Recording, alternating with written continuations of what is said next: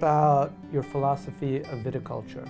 We are a firm believer in biodynamic farming. We started Biodynamics, working with Biodynamics back in 2002, way before it was a thing, and really the impetus was my brother. He was living on the Carissima Mountain Vineyard with his kids and his pets, and he just didn't like the idea of spraying all those pesticides and herbicides and all these chemicals on something that we were ultimately going to ingest. So he had been talking with a consultant out of France whose family had been doing biodynamic farming for generations, and he became convinced that he could actually do it. His main concern was the fact that you can do it over 10 acres or 20 acres, but can you do it over 150 acres? And I think that they slowly worked together on building a plan for implementing it.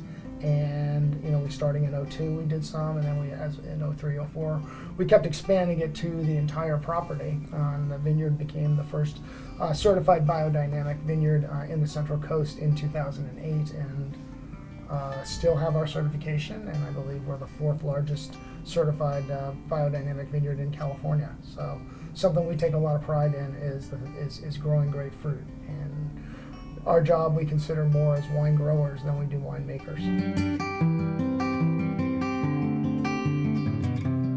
And do you feel that organics and biodynamics are making a bigger push in Central California?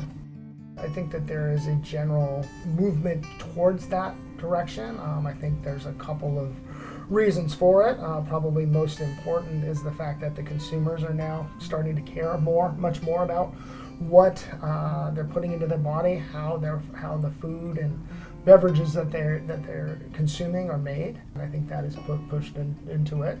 I think number two, the fact is that a lot of these people want to be good stewards of the land as well. And the big thing about biodynamics is that it's very much of a healing program. It's all about building a healthy ecosystem and a healthy environment around which to grow grapes. As we've made that move, we've noticed more and more people certainly moving towards whether it's sustainable agriculture or organic agriculture, or in our case biodynamic agriculture. There seem to be more people moving in that direction.